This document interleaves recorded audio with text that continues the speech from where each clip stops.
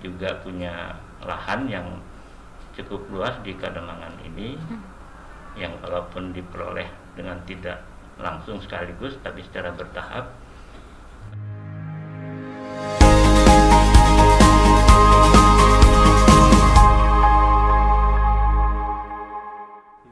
Bismillahirrahmanirrahim. Assalamualaikum warahmatullahi wabarakatuh. Semangat pagi teman-teman.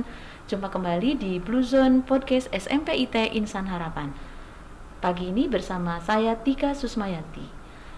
Alhamdulillah di pagi yang cerah ini kita kedatangan tamu, yaitu Bapak Haji Agus Salim. Beliau adalah putra kedua dari Bapak Profesor Dr. Haji Muhammad Artani. Assalamualaikum Bapak Agus. Assalamualaikum. Ya, alhamdulillah terima kasih Bapak Agus atas kehadirannya di Blue Zone Podcast SMP IT Insan Harapan. Sekaligus juga mungkin Bapak Agus lebih tahu lagi, lebih dalam lagi tentang SMP IT Insan Harapan seperti apa. Nah, kali ini kita akan mengenal kembali masih di episode sejarah SMP IT Insan Harapan, dan insya Allah Pak Agus ini beliau nanti akan menjelaskan kepada kita semua beberapa informasi terkait dengan sejarah berdirinya SMP IT Insan Harapan. Baik Pak Agus, mungkin untuk lebih jelas lagi Bapak boleh memperkenalkan diri secara langsung biar teman-teman bisa lebih tahu. Baik, terima kasih Mbak Tika. Assalamualaikum warahmatullahi wabarakatuh. Waalaikumsalam warahmatullahi wabarakatuh. Perkenalkan, saya Agus Salim, tinggal di Ciputat, persisnya di Jalan Senawi 1, Cempaka Putih, Ciputat Timur. Saya putra 2 orang, satu sudah menikah, kemudian satu masih menyelesaikan studi di Universitas Brawijaya Malang. Insyaallah sebentar lagi sudah. Insyaallah. Pekerjaan sehari-hari saya di UIN Syarif Hidayatullah Jakarta sebagai tenaga kependidikan di Subbab Administrasi Alumni, bagian kemahasiswaan dan alumni di Biro AAKK, Administrasi Akademik Kemahasiswaan dan Kerjasama UIN Jakarta. Saya juga termasuk salah satu yang ditunjuk untuk menjadi pengurus di yayasan ini, persisnya yaitu di bidang pendidikan bersama Ibu Haji Hayatun. Demikian, terima kasih. Baik, terima kasih Pak Agus yang sudah memperkenalkan diri ya. Kalau memperkenalkan diri langsung itu lebih lengkap insya Allah ya Pak ya, dan lebih benar insya Allah.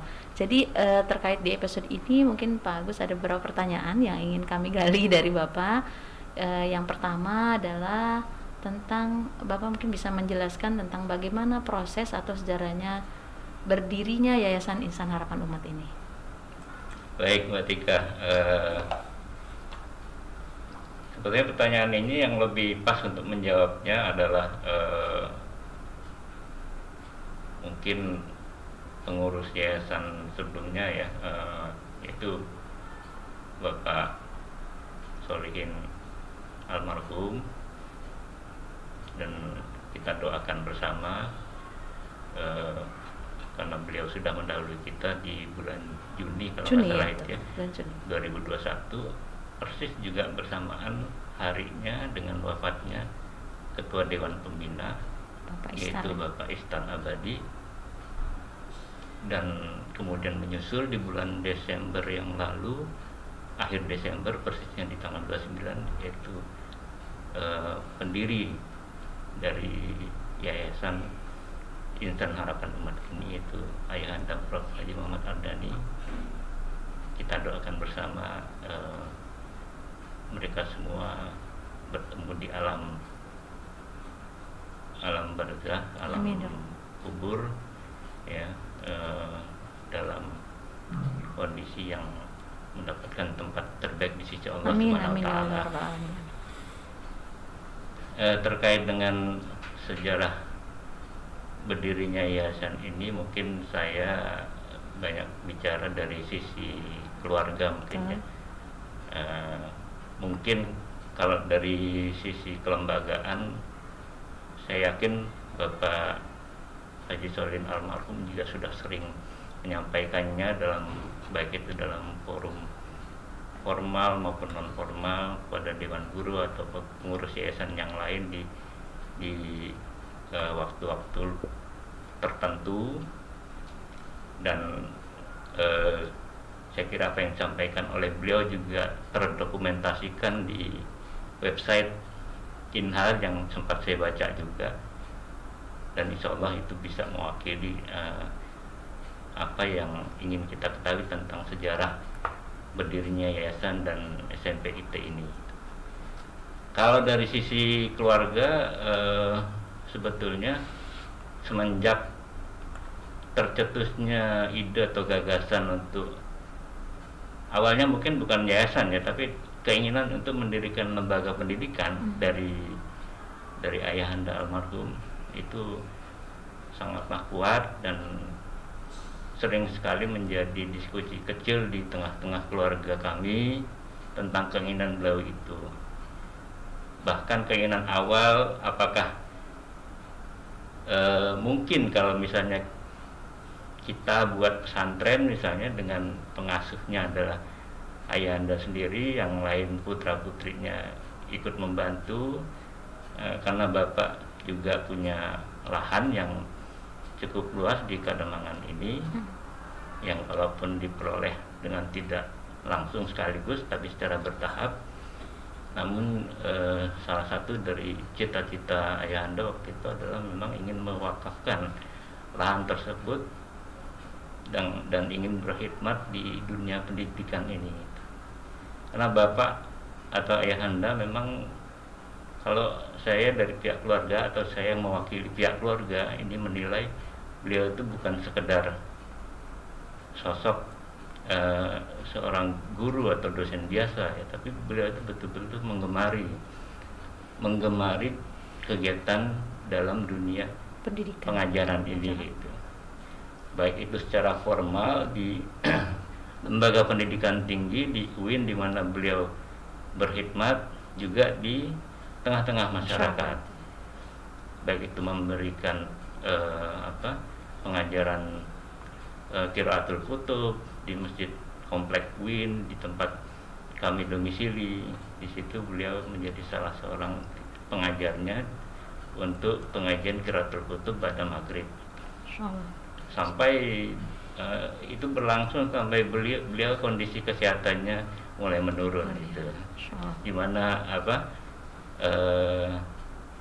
bicaranya sudah mulai kurang jelas. Saat itulah beliau kemudian merasa perlu digantikan oleh generasi yang lain. Tapi kemudian tidak berhenti di situ. Walaupun Bapak atau ayahanda itu sudah tidak mengajar di masjid, beliau tetap mengumpulkan kami untuk mengajar di rumah. Bahkan juga mengajak ataupun mempersilahkan kepada warga komplek yang ingin ikut, kemudian mahasiswa beliau yang di Pasca pengen ikut, bahkan alumni perguruan Al-Islam yang sebelumnya beliau juga ikut mengasuh untuk memberikan pengajian dari rumah ke rumah dan kemudian berpindah dan menetap mengaji di rumah. Itu juga ada beberapa yang masih ikut bergabung, termasuk adalah almarhum Pak Solihin. Kemudian beliau bahkan mengajak kawan-kawan dari komplek Batan itu untuk ikut pengajian di rumah itu, termasuk juga Pak Mujahid, kemudian Pak Abdul Karim almarhum itu sempat beberapa kali ikut sesi pengajian di rumah itu. Masya Allah. Dengan mengajak kami sekeluarga juga ikut gitu. Nah dari situlah kemudian cetusan ataupun cita-cita dari Bapak itu juga terlontarkan gitu kepada jemaah pengajian, termasuk kepada Pak Solihin, Pak Haji Solihin sendiri. Di samping itu juga kepada saudara-saudara lain juga disampaikan tentang keinginan-keinginan itu. Namun rupanya qadarullah ya, Allah menghendaki sosok Pak Solihin dan kawan-kawan lah yang bisa menerima, merespon apa yang jadi keinginan Bapak di situ. Sehingga ya sejalan dengan perjalanan waktu kemudian seiring dengan keinginan untuk mendirikan lembaga pendidikan itu, kemudian juga disiapkanlah untuk pendirian yayasan untuk memayungi lembaga pendidikan tersebut nanti kalau sekiranya sudah bisa diwujudkan gitu. Nah, persisnya akhirnya adalah pada tahun 2003 itu akte pendirian yayasan sudah bisa diterbitkan. Kemudian di awal tahun 2004 pembangunan atau peletakan batu pertama pendirian gedung SMP Inhar ini bisa dilaksanakan. Nah, kemudian pembangunan itu pun dimulailah. Nah, pembangunan itu juga berjalan secara bertahap, tidak langsung sekaligus berdiri satu bangunan yang utuh, yang lengkap gitu ya. Bertahap itu, karena memang masih merintis, masih menggalang biaya dan juga persiapan-persiapan yang lain. Nah, sehingga kemudian walaupun demikian adanya dibukalah pendaftaran awal pertama itu pada atau dimulainya tahun pelajaran pertama itu pada 2004 ya? 2004 ya, tahun 2004 itulah angkatan pertama dari siswa SMP IT Insan Harapan Umat itu ini. Nah, seiring dengan itu kemudian terbitnya izin pendirian sekolah itu pun kemudian bisa diwujudkan tahun 2005. Kemudian tahun 2007 kita bisa meraih akreditasi A. Nah, sejalan dengan itu kemudian alumni pertama dari SMP IT Insan Harapan ini di tahun 2007 itu pula bisa kita luluskan untuk angkatan pertama. Jadi seiring dengan terbitnya keluarnya status akreditasi A itu sendiri gitu. Nah, itu kira-kira awal dari sejarahnya.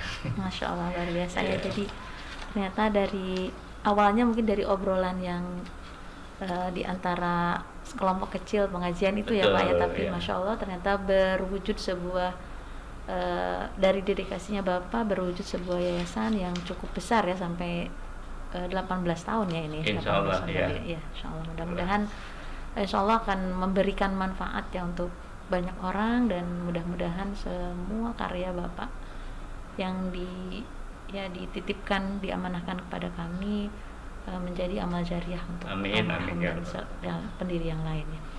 Nah, mungkin kalau lihat dari cerita Bapak, memang penggagasnya adalah bisa diidentifikasi ya Pak ya. Ini boleh selain Bapak dan Pak Solihin, siapa lagi Pak founding father-nya dari yayasan ini? Selain Bapak Prof. Ardani, saya pikir yang lain awal ini ada beberapa generasi ya. Kalau saya ada 2 generasi ya.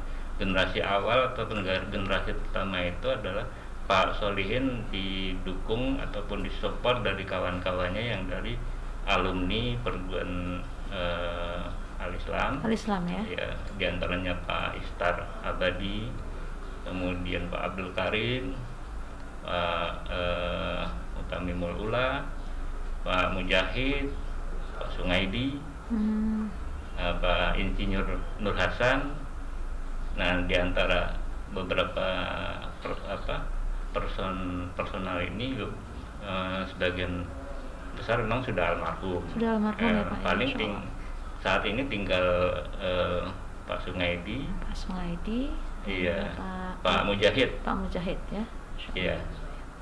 Bu Rita juga termasuk penggagas awal juga. Bu Rita dan Pak Joko mungkin ya Pak ya. Iya. Yang dari sini itu. Nah, yang generasi kedua itu ya setelah kemudian banyak yang almarhum, kemudian mungkin ada kesibukan lain. Nah, seiring dengan mungkin adalah pergaulan dari Pak Haji Solihin yang cukup luas, baik terutama di tengah-tengah perumahan Batan. Kemudian direkrutlah beberapa teman-teman dari Komplek Batan ini untuk ikut serta mengurus yayasan ini, sehingga sampai dengan saat ini ya generasi 2 ini yang melanjutkan, yang mengawal dan melanjutkan. Pak Mukhlis CS itu ya, Pak Mukhlis, Pak Agus Arianto, Pak Histori, Pak Hasto ini ya, dan sebagainya itu. Masya Allah, luar biasa ya Pak ya. Ternyata setelah 18 tahun Inhar ini berdiri, mungkin ada beberapa yang sudah mendahului kita ya, dan beberapa yang ada ini kemudian mungkin insya Allah akan melanjutkan ya di generasi kedua ya. Melanjutkan amanahnya untuk mengembangkan lebih baik lagi ya ke depan. Baik, terima kasih Pak. Untuk pertanyaan yang ketiga, dulu mungkin apa ya Pak ya, tujuan dan atau orientasi dari berdirinya yayasan ini? Boleh Pak? Orientasi ataupun tujuan didirikannya yayasan pada awal pertama kali yang jelas adalah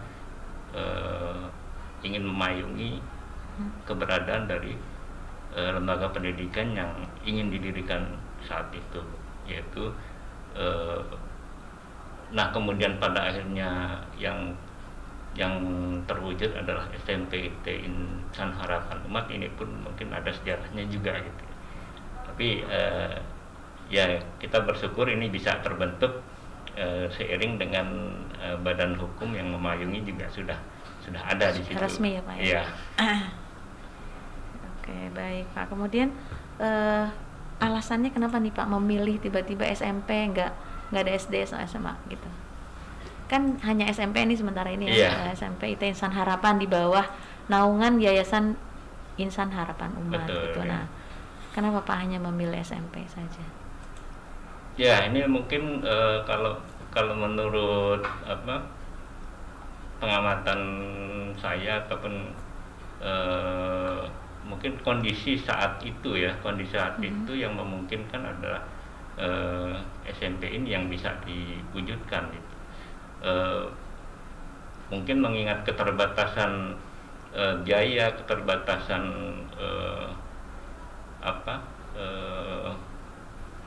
keterbatasan pendampingan ataupun untuk bimbingan selanjutnya, ada pemikiran memang kenapa SMP yang didahulukan di sini adalah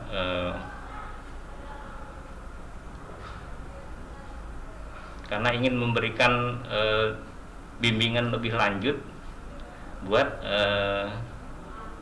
lulusan SD ataupun madrasah ibtidaiyah yang notabene masih tergolong masa kanak-kanak di situ. Jadi secara psikologis agak lebih mudah membentuk ataupun membangunnya, terutama dikaitkan dengan visi dari sekolah ini kan yang utama adalah untuk membangun akhlakul karimah itu sendiri. Kemudian basisnya adalah baru teknologi dan berpikir global. Gitu. Jadi memang untuk melanjutkan mungkin ya Pak ya, karena memang kan SD ini banyak banget ya. Betul. SD itu SD sangat banyak dibandingkan dengan SMP Islam. Mungkin salah satunya itu yang walaupun awalnya sempat juga ada keinginan untuk mendirikan SMA gitu kan. Tapi kan kita harus memilih nih SMA atau SMP karena keterbatasan itu tadi ya, akhirnya dipilihlah SMP. Walaupun cita-cita untuk mendirikan SMA itu masih tetap berkobar-kobar sampai saat sekarang ini. Betul. Dewan pengawas itu sering mempertanyakan ini kapan SMA. Iya Pak, sebenarnya pertanyaan kapan itu bukan hanya dari Dewan Pengawas sih Pak. Kami dari Dewan Guru juga sering kali mendapatkan pertanyaan yang sama dari orang tua, kapan nih kira-kira SMA Inhar itu berdiri? Karena isunya waktu itu kan insya Allah 3 tahun mendatang, insya Allah, ternyata sampai sekarang belum ada, Allah belum mengizinkan ya Pak ya untuk berdiri SMA ini.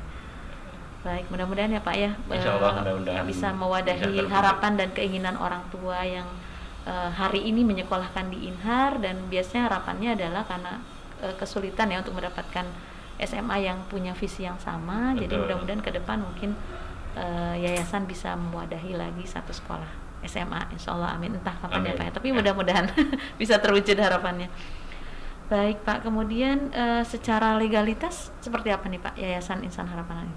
Yayasan, ya seperti sudah disampaikan di awal tadi, kita tidak mungkin mendirikan sekolah tanpa ada payung hukum. Ya, betul. Maka awal sekali yang kita rintis adalah mengurus legalitasnya dalam bentuk akte notaris tersebut, yaitu ada akte notaris nomor 2 tahun 2003 itu yang menjadi dasar kita untuk mendirikan SMP ini. Kemudian diperbaharui lagi, yaitu pada tahun 2015 kita dapatkan akte notaris nomor 7 yang disertai juga keputusan ataupun pengesahan Dewan Pengurus dari Kemenkumham di tahun 2015. Nah, untuk yang baru tahun 2021 kemarin itu masih dalam proses, baik itu akte notarisnya maupun surat keputusan dari Kemenkumhamnya itu masih diurus oleh Dewan Pembina. Jadi udah 3 kali berarti Pak ya, dari pertama akte notaris nomor 2 tahun 2003, kemudian diperbaharui nomor 7 2015, dan untuk yang sekarang di generasi kedua yayasan ini berarti ketiga ya. Maksudnya di generasi kedua dan suratnya dalam proses Kemenkumham ya Pak. Mudah-mudahan segera selesai ya Pak ya semua prosesnya. Amin. Baik, terima kasih Pak Agus. Pertanyaan selanjutnya adalah yang masih ada dari dulu hingga sekarang kepengurusan yayasan ini siapa aja nih Pak? Yang masih tetap masih tetap gitu menjadi pengurus yayasan dari semenjak awal. Ya, organ yayasan ini kan bukan hanya Dewan Pengurus ya, ada Dewan Pembina, Dewan Pengawas, dan Dewan Pengurus. Nah, untuk Dewan Pembina sekarang ini itu kan diketuai oleh Bapak Winarto Rahmat, kemudian anggotanya Bapak Suryani dan Ibu Atikah Nuraini. Kemudian untuk Dewan Pengawas saat ini ketuanya adalah Pak Sungaidi, didampingi anggotanya yaitu Bapak Edi Supriyono dan Pak Ahmad Maskur. Nah, kemudian Dewan Pengurus ini sebenarnya adalah kolaborasi dari yang pengurus lama dengan pengurus yang baru sebelumnya menjabat sebagai Dewan Pengawas. Gitu. Di antaranya yang Dewan Pengawas yang sekarang diamanahkan untuk menjadi pengurus, saya di bidang pendidikan, kemudian Pak Singgih Budiartono, beliau sebelumnya adalah ketua pengawas, sekarang kemudian menjadi sekretaris yayasan bersama Pak Agus Arianto dan Pak Harno Gatito. Saya di bidang pendidikan bersama Bu Sri Hayatun. Nah, kemudian selain bidang pendidikan ada lagi bidang sosial keagamaan, itu Pak Histori ketuanya, kemudian bidang pengembangan ekonomi umat itu Pak Fahrudin, sedangkan di bendahara itu Pak Yaidi dan Bu Nia. Demikian. Alhamdulillah ya Pak, berarti ada kolaborasi ya Pak ya antara pengurus lama dengan pengurus baru ya. Mudah-mudahan kolaborasi ini bisa bersinergi sehingga membawa kebaikan untuk umat ya Pak ya, insyaallah. Baik Pak, kalau dilihat dari runutannya ini kan luar biasa ya, dari awal berdirinya, kemudian dari keinginan Bapak sendiri ya untuk mendedikasikan semua mungkin ya tenaga dan hartanya untuk pendidikan. Sebenarnya siapa sih Pak, boleh tahu nggak sih yayasan ini dimiliki oleh siapa, pemilik yayasan ini? Ownernya ini siapa sebenarnya yayasan ini? Ya, kalau yayasan itu kan karena bukan korporasi, bukan perusahaan ya. Jadi kepemilikannya tidak dimiliki perorangan kan ya. Gitu. Tapi mungkin lebih tepatnya adalah siapa pengelola yayasan ini gitu. Nah, pengelolanya adalah seperti yang saya sebutkan tadi, yang tertuang di dalam akte notaris biasanya gitu. Jadi saya kira itu bukan milik perorangan ya Pak ya. Betul. Ya, baik, alhamdulillah. Ya, mudah-mudahan jadi ini berkembang mungkin dari awalnya dari Bapak sendiri ya sebagai penggagas atau foundernya, kemudian berkembang dikembangkan oleh memang orang-orang yang memang mendedikasikan dirinya ya untuk di bidang pendidikan, dan tidak ada pemiliknya ya Pak. Jadi umat berarti pemiliknya Pak ya. Boleh dibilang begitu ya Pak ya. Jadi walaupun di sini juga ada keterlibatan dari keluarga sebagai baik itu dewan pembina, pengurus maupun pengawas, itu tapi bukan saya pemilik. Bukan pemilik. Tapi ada semata-mata untuk mengawal juga, kan, mengawal agar yayasan dan sekolah ini berjalan sesuai dengan track record-nya, gitu, sesuai dengan jalur yang benar, sesuai dengan keinginan regulasi dari awal ya Pak ya. Masya Allah, alhamdulillah. Baik, luar biasa, Masya Allah Pak Agus. Mudah-mudahan keberkahan ya untuk keluarga Bapak dan amal jariah untuk almarhum ya. Amin. Yang sudah meninggalkan kita semua lebih dulu. Baik, kemudian untuk perizinan dan operasional sekolah ini gimana Pak? Berarti sehingga kan tadi kan 2015 ya Pak ya. 2015 itu mulai perizinan sekolah ini berdiri. Kemudian 2005 ya. Itu ya. 2005 ya. Iya. Kita kan berdiri sekolah ini 2004, kemudian ada izin 2005 ya Pak ya. Ya 2005 ya. Betul. Ya terbit izin pendirian sekolah. Kemudian selanjutnya gimana Pak nih?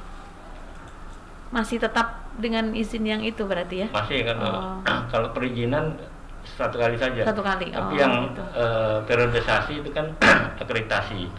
Ya, kalau akreditasi itu memang perlu ada reakreditasi, kalau nggak salah setiap 5 tahun itu. Betul. Memang kita tuh terakhir akreditasi kan 2015 Pak, harusnya 2020, cuman karena pandemi kayaknya jadi mundur lagi. Harusnya udah waktunya. Harusnya udah waktunya nih 2020 kemarin Desember. Betul, ya. Tapi tahun lalu kita mendapatkan arahan dari pengawas masih didahulukan dulu yang belum terakreditasi, karena dengan pandemi ini kan udah 2 tahun ini berarti stuck ya.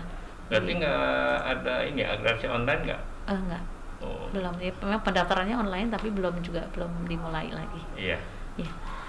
Baik, terima kasih Pak Agus. Kemudian boleh tahu Pak, wewenang dari yayasan ini apa aja nih Pak? Wewenang dalam menaungi sekolah ini apa aja nih? Wewenangnya kalau dari pengurus yayasan, saya kira sudah selain sudah ada bidang-bidangnya di situ, kemudian secara khusus juga adalah yang pasti melakukan pembinaan ya. Melakukan pembinaan dan pengawasan terhadap penyelenggaraan pendidikan. Kalau yang ada adalah baru lembaga pendidikan. Walaupun ke depan kita berharap dari bidang sosial keagamaan juga ada wadah yang dinaunginya, termasuk juga adalah bidang pengembangan ekonomi umat juga. Nanti ini masih dalam proses ya, karena masih baru bidang ini. Nanti mudah-mudahan bisa tahu progres kegiatannya ke depan seperti apa gitu.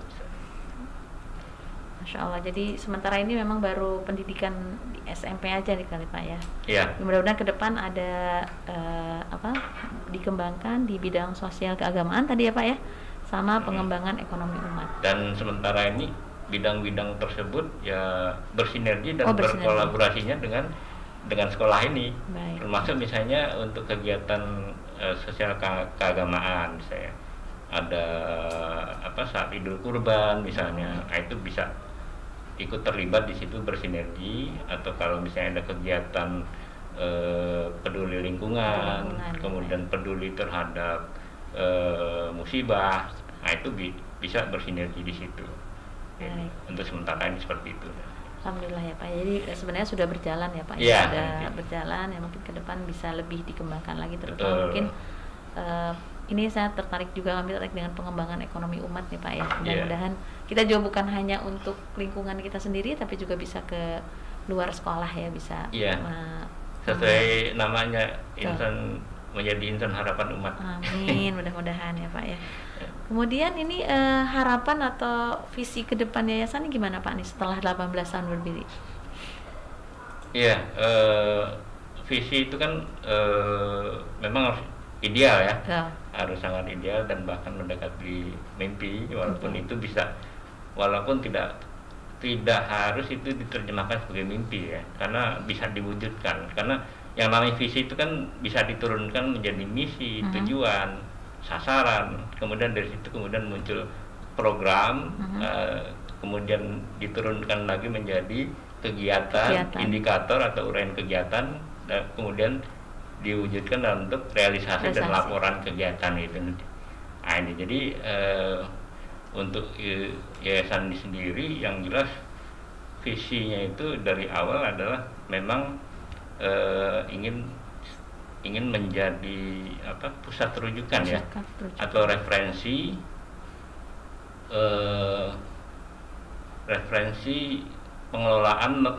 pengelolaan yang berbasis masyarakat, baik itu berupa lembaga pendidikan, kemudian sosial keagamaan, dan pengembangan ekonomi umat.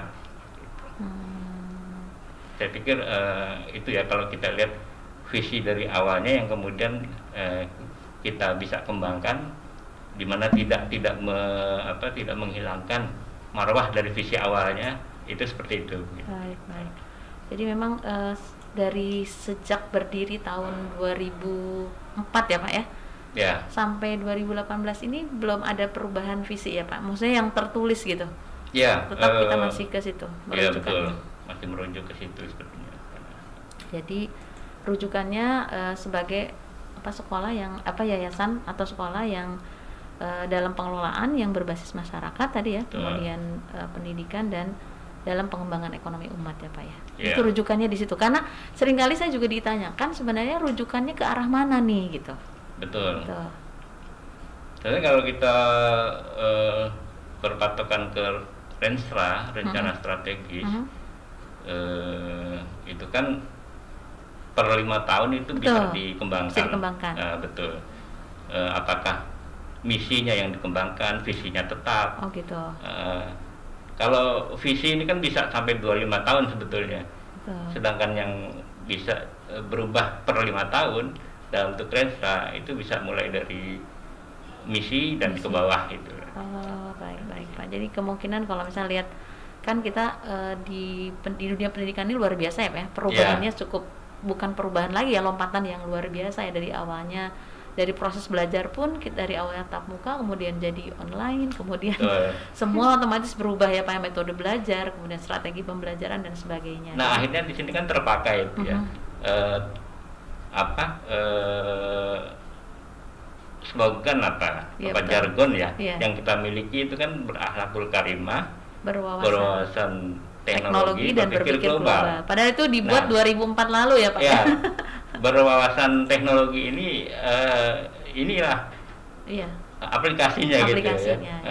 Dan itu sudah muncul ketika akan didirikan sekolah ini ya. Yang awal muncul pertama adalah teknologi informasi. Betul. Maka kemudian saat itu kan sebelum munculnya basis Islam terpadu, betul, itu adalah cyber school. Itu betul. Berpatokan ke situ, ternyata untuk saat ini kita bisa sangat leluasa untuk melaksanakannya itu. Termasuk adanya podcast Blue Zone ini ya, penerapan dari teknologi itu sendiri. Mudah-mudahan bisa terus dikembangkan ini. Amin. Ya. Kadang-kadang kan orang kalau baca SMP IT gitu kan, padahal kan bukan IT ya Pak. Sebenarnya di situ tulisannya ada yang tanya gitu kadang, ini IT itu maksudnya apa ya? Oh, kita jelaskan SMP IT ini maksudnya SMP Islam terpadu gitu. Nah, mungkin di situ ya Pak ya, terpaduannya antara keislaman dan teknologi sebenarnya. Kalau saya memahaminya gitu, IT itu information teknologi dan Islam terpadu. Ya jadi boleh ya orang resminya kita didaftarkannya sebagai sekolah menengah pertama Islam terpadu ya. Betul. Tapi sebenarnya di dalamnya juga dikembangkan IT-nya ya Pak ya, dari awal berdiri itu ya. Betul, tidak meninggalkan kedua ini. Iya, Masya Allah, Alhamdulillah ya. Mudah-mudahan Pak ya, keinginan dan harapan dari para founder yang Masya Allah ya, mudah-mudahan menjadi penyemangat Amin, kita juga di guru-guru dan juga mungkin orang tua yang menyekolahkan di sini punya harapan-harapan yang banyak tentang bagaimana sekolah ini bisa berjalan lebih baik, bisa mendampingi putra-putrinya lebih baik. Dan Insya Allah yakin bahwa ini semua mulai proses sampai sekarang ada setelah 18 tahun hanya rahmat Allah ya Pak ya, karena rahmat dan pertolongan Allah, sehingga dari tadi Bapak berdiri hanya 2 ruangan, kemudian sekarang alhamdulillah berkat rahmat Allah sudah banyak ruangan ya, dari 2, 4, 6, kemudian 12 ya, dan sekarang sudah tambah lagi insyaallah 6 ruangan mungkin untuk bisa dipakai untuk belajar, dan beberapa ruangan lain yang mudah-mudahan lebih representatif dipakai untuk belajar. Alhamdulillah. Jazakumullah khairan katsiran Pak Agus atas penjelasannya. Mudah-mudahan informasinya lebih banyak manfaatnya untuk orang tua ataupun teman-teman yang ingin lebih tahu lagi tentang sejarah Inhar ini berdiri dari awal sampai sekarang sudah usianya menginjak 18 tahun ya. Kalau orang mungkin sudah remaja SMA ya Pak ya, yang harus memilih nih mau milih jurusan apa gitu. Dan alhamdulillah ya dari tahun 2007 kita sudah akreditasinya sudah A dan sudah meluluskan lulusan pertama ya Pak ya di 2007, dan hari ini mungkin adalah sudah angkatan 16 ya, angkatan 16 yang akan lulus tahun ini insyaallah. Jadi 16 yang akan lulus tahun ini Pak di 2021-2022, dan 3 angkatan ini menjadi lulusan corona ya Pak ya, karena mulai tahun 2019 berarti 2019, 2020, 2021 dan 2021-2022. Ya, mereka hanya 1 semester sekolah offline-nya ya. Offline betul Pak. Mending Pak yang ini tahun ini lulusannya sempat offline dulu ya, walaupun hanya 50%, tapi yang tahun lalu tuh betul pure.